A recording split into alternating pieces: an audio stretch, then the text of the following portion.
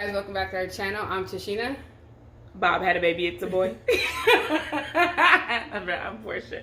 And this is the dark side of humans. So we've been gone for a long time. It's my fault, y'all. It's my fault. I've been having some problems with my body. Yeah, but we're back. And we might be gone for a long time again, but because I'm having surgery tomorrow. Yeah. And I'm be out for 6 weeks. Yeah. If not, we'll find a way. Maybe we'll do a Marco Polo or we'll do something. We're gonna try to figure out a way. Hopefully, I heal faster than the 4 to 6 I'll just weeks. go over there while she's in the bed and. Oh yeah, I'll show y'all my battle scars. Never. We'll find a way. But today we're going to be talking about the Grim Sleeper, which is basically he was a serial killer that operated in Los Angeles between 1985 and 2010. He went dormant. No, he was caught in 2010. Well, his last victim was 2007. Yes. But he was caught in 2010. So 1985 to 2007. He went dormant for 13 years. That's how he got the name, the Grim Sleeper. So that's who. In my woe. Is that how it goes? I don't know if that's how it goes. Mm-hmm. Okay. So let's get into the dark side.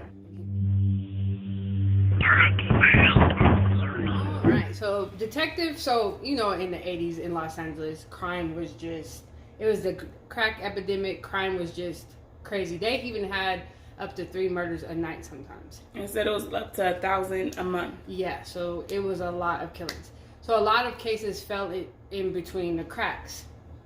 Because a lot of the officers were overwhelmed, or they just didn't care about the cases. They didn't care about these cases. They didn't care because they were young, black prostitutes, drug addicts. Some of them weren't prostitutes, but because they were like young and kind of fast. Yeah, they was like, oh, that's just a runaway, or that, whatever. Yeah, so they didn't too much care about these cases. But in November 2001, this detective named Cliff Shepard, he decided to look into some cold cases to see if he can reinvestigate. He came across the 25 caliber killings.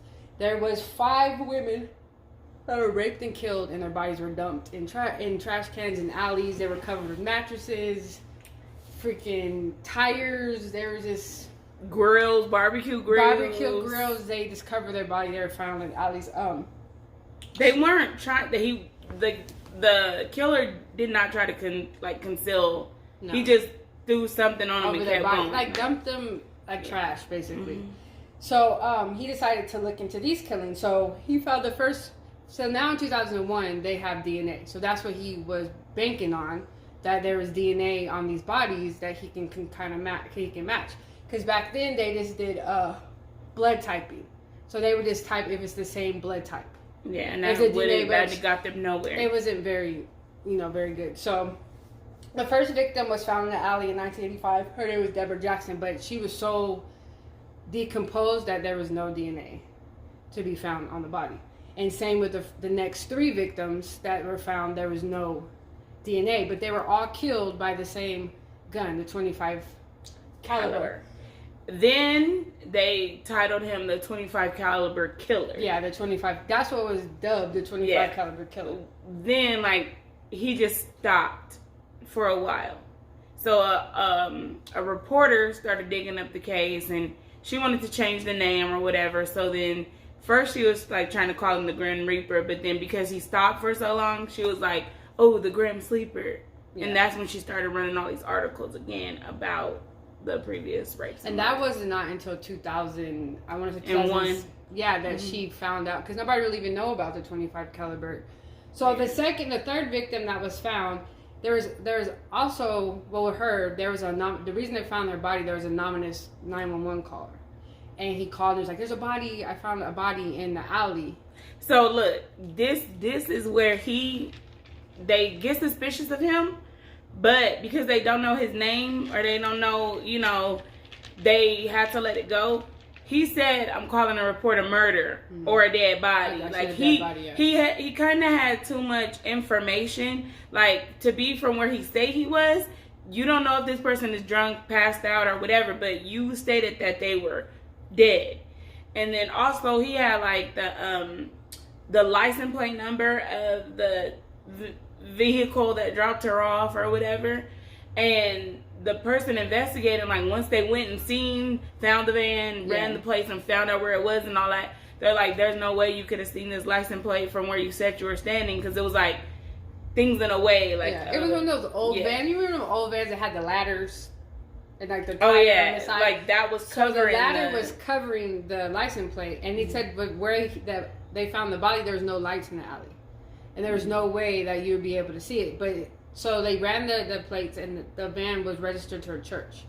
So they compensated, and they, looked for any blood or DNA. There was no blood. Didn't find nothing. There was nothing. The tire tracks didn't even match the tire tracks that were on the crime scene.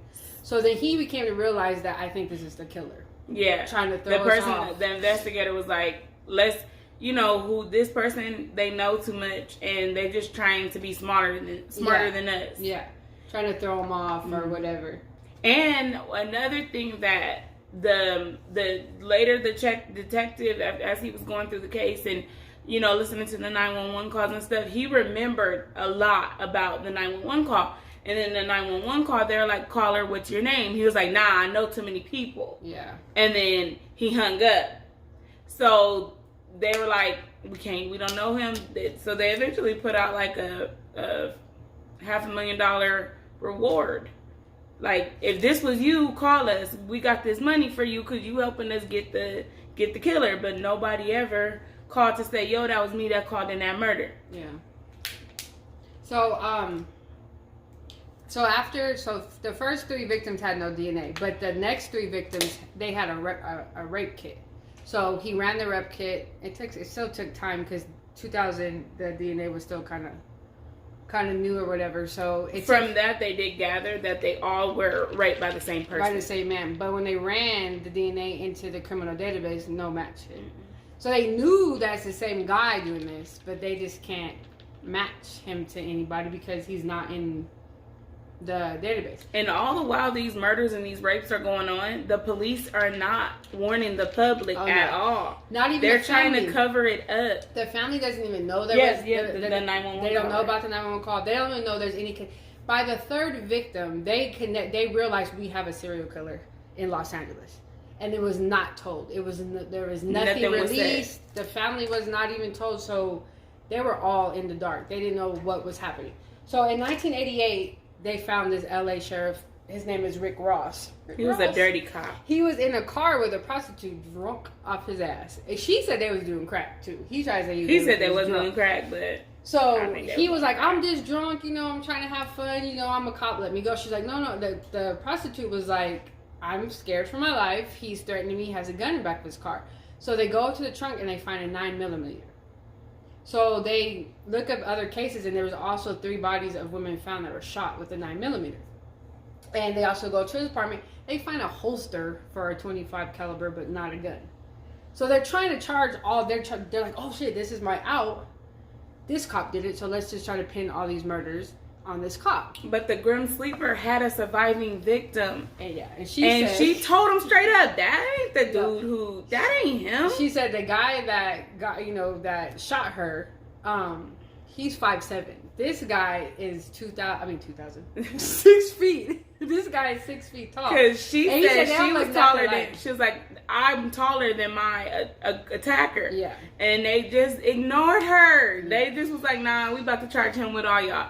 So because they couldn't find no gun, the gun that they did find, it didn't match the other murders. So he got exonerated, and he was like, I'm out, and he dipped out and he left. And once he left, the killing stopped for 13 years. So the cops figured, he did do it. We just did not have enough evidence to keep him, and closed the case. Basically, the cases went cold. They just stopped investigating and doing anything about the case. So the detective Shepard. Yeah, so they were doing this for 3 years and still have not found.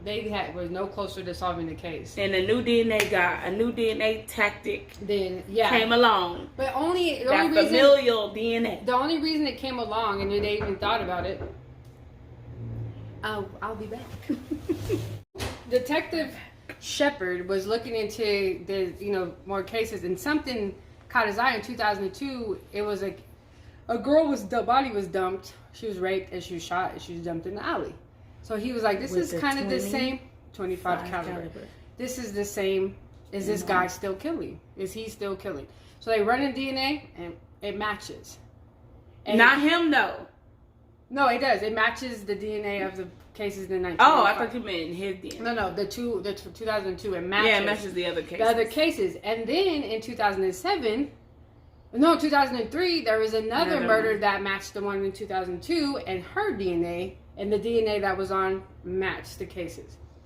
So they're like, shit, this guy is still killing. So that's when they decided to do a task force. And the family still didn't know this. They wanted to none of the families knew. They still wanted. So at that point, when they did the task force, they said they didn't tell the families because they didn't want information to mess up the investigation. But that's bullshit because these families found out all this shit through the reporter. Yeah. That is like, she was just finding stuff. She wasn't supposed to know half the stuff, but she knew somebody in the LAPD. Yeah, she's the one that forced the cops to do press conferences and do this release. But I get where they're coming from, but then I don't, because y'all should have told the family and just said shut up. You could have did a press conference and just not shared all of the information. You could have just informed the community that there is a serial killer out there. So be said, but you don't have to. They do that. They did it with Ted Bundy. They did it with Ed Kemper. What? Because they're white people getting killed. So they let them know, and they held in certain information. But with some of these families felt like they weren't even investigating the case, like. So y'all could have said, "Look, we got stuff going on. We're doing this. We're doing that." But no, they didn't say nothing. They were just like, and they had a whole task force. They had a whole cold case guy. He was investigating it for 3 years, and they knew nothing about it. The family, when they released the 911 call, a family member of one was like, she was so hurt that she had to listen to the 911 caller reporting her family member's murder on the TV. So it's like. They was wrong for that, and they didn't care. They just said, "Oh, my bad," and then just kept pushing. But so the guy who took over the task force, I don't know his name, but whatever. He was the head of the task force, and he picked Detective Clifford to be there because he's the one who was doing the cold case or whatever. So he looked into this thing called familiar DNA, which it was successful in the UK. So basically, it's them trying to find the DNA that match to any family member. Because male DNA is carried down through the father, son, and grandson, all have the same DNA type. Yeah. So but the only problem with that is it's kind of going through people's personal information and stuff that, they're not investigating them. Why are they? So he went to the lady that does it, and she's like, it's going to take some time. Give us some time. But we will find out, So it took about 6 months, and in 2007, another murder occurred while they're still waiting for this familiar DNA, and it, of course, that one matched the DNA matched to the ones. So it equaled up to 10 murders and 1 attempted murder. So finally, he gets a call in July. Wait, we didn't tell the story about the attempted murder. Oh yeah, this girl was a writer. Okay, so. She walking out the store or whatever, and she sees this dude in a souped up car, and he's like a Pinto, Pinto. But back in the day, that was the shit, I guess. With white and it was like racing stripes, and it was like So she looking at the car like, hey, and then he's like, I see you looking at my car. Let me give you a ride. She was like, no, I'm just going around the corner. So then he goes, see, that's the problem with you black women. Y'all never let nobody do nothing for y'all, whatever. So then she started second guessing her judgment and was like, all right, I'm going to let him take me. It's just around the corner. So as they're driving, she noticed like, oh, you missed where we supposed to be going. Yeah. So then she's like, they start arguing. He calling her somebody else's name. Yeah, she said at first he seemed cool. Like she was like, cool. He just started tripping. He was calling her another name and said, you about to dog me out. And he was like, she was like, I don't even know you.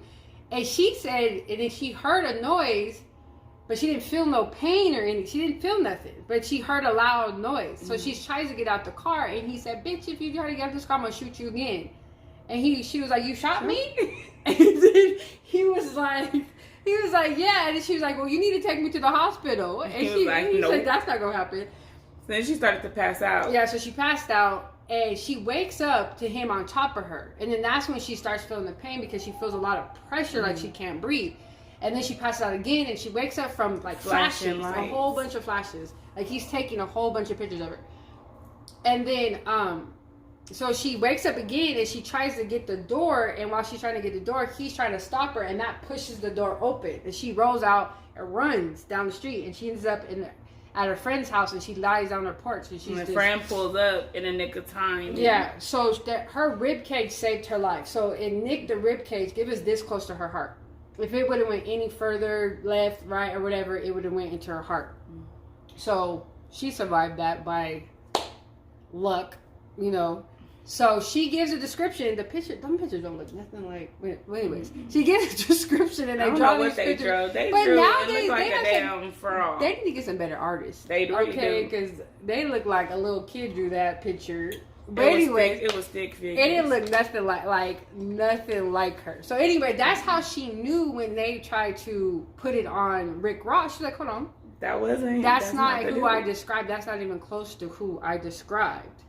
So yeah, so he got 10 murders and 1 attempted murder. And so in July, the lady calls and says, you guys need to come pick me up from the airport, and you guys need to have a conference room ready. He was like, dude, so is there a match? She's like, just pick me up at the airport. She didn't want to say it over the phone. So he picks her up at the airport, and they have the conference room ready and everything. And she says... They tell the family first, though. Yeah. They tell the family, and then they're like, all right, we're about to go live, we're about to go live with it. So it was like, they have a match, and it's to a Christopher Franklin. He was picked up for a gun charge. And... usually they don't do DNA. The only time they ever did DNA if it was like a rape or anything like that. But for him to get released from jail, he had to give them DNA. Because they wanted to make sure he didn't have no other charges. Yes. So they knew he was too young to be... Because he was only 25. That he the Grim Sleeper. But they knew you had to see the same DNA as the killer. So they start looking into his father, Lonnie Franklin. Now, Lonnie don't have a lot of background or nothing. All they know that he was a good neighborhood guy. But he did have the son said he was a pervert. They all said that. They all said his own. Okay. Technical difficulty. It just stopped. Oh. Said that he had pornos everywhere, and like the friend, and this people, I get it, like, you know, the man and not the monster. But as they were like talking about him, I was getting mad because he was like having good old memories, and when he met this girl, he would call her long titty or her horse face. Like, I only see the monster, so I'm like, fuck it. But don't be smiling when you think about him. But they see the man. Yeah, but back then, like, and he always had a lot of pictures, like Polaroid pictures. And he said, when I think about it now, a lot of the pictures they didn't have a head, like they're from neck down. And he said he was a little creepy. Like, they always said he was a little creepy. But a lot of the, like, people in the neighborhood, he was into stolen cars. Like, he didn't steal the cars, but he would bring him a stolen car. He'll strip it. Yeah, he would strip it and whatever. And even the friend was like, I always never realized, like, why are you always changing the interior of these cars? So that's why he's using different cars to pick women up, killing them, and he's always raping changing them. That's why there was never no shell case at the scene, because he was killing them in the car, and then he was dumping their bodies. So that's why there was no shell case. And there was like, he was just a nice guy. He would help the kids around the neighborhood, bikes. But then there's another documentary that I watched that was kind of all over the place. This one was really good that we watched on the ID channel, but the other one I watched was kind of everywhere. But the daughter, it was the girlfriend of the son, saying that, he was a pervert. He used to always try to talk to her, and this made her really uncomfortable. And even the friend said he seen Lonnie one time in a van, and he had a mattress in the back of the van, and there was a girl, laying in the mattress. And he said he recognized the girl. She was a prostitute that he seen. Figueroa. And Lonnie was like, oh no, that's my girlfriend. That's not her. Boo boo boo. He said he never seen. Sorry, that was the last victim that he killed in 2007. And he was married. It don't say when he stopped being married or a lot about the wife. I think he was always married, yeah. But I don't know if the wife knew about his extramarital affairs, but everybody on the block knew. Everybody on the block knew that he was a little horny turd. and he fucked with prostitutes or whoever. Yeah, but they just never thought, like Portia said, that he would go that far, because he was just, the little pervy old man, but he was nice. So nobody ever thought. But the son said that he had 2 people inside of him, because he said that he used to get beatings from hell. The whoopings they got weren't normal whoopings. Like, his dad would just go off the rocker and they'll get their ass was Yeah. But he was like, now thinking about it and him growing up, he believes everything that they said he did. Yeah. He doesn't. He said he felt it. But so once they find out that Christopher, so they start looking into his father, Lonnie. They can't go right up to him and arrest him and all this stuff. So they started as civilians. And they start following him around. And he picked up one of his girlfriends. And then went to Orange County. And it was a birthday party at some pizza place. Then went to John. Sorry. You gotta delete some of my videos. I'm going to edit it all together. It's going to take me a while, but I'll edit it. Why am I talking about that while I was filming? This cop he went to the manager and was like, hey, this dude is a murderer and a rapist. He was very smart, though. That was very smart. So he went in there and he said, can I dress up as one of the employees? So he only took out the trash from that room. He was basically their busboy the whole time. And he made sure that he didn't mix Lonnie's DNA with nobody else's. So he else's. took Lonnie's fork and some discarded food that he found. Yeah. And, of course, they ran the DNA. And the detective said he was kind of pissed off because he got a text message instead of a call. He was like, the person texted him like, he's your guy. He's your guy. And he was like, dude, you could have called me. You could have called me. Man, more formal. So they pick Lonnie up.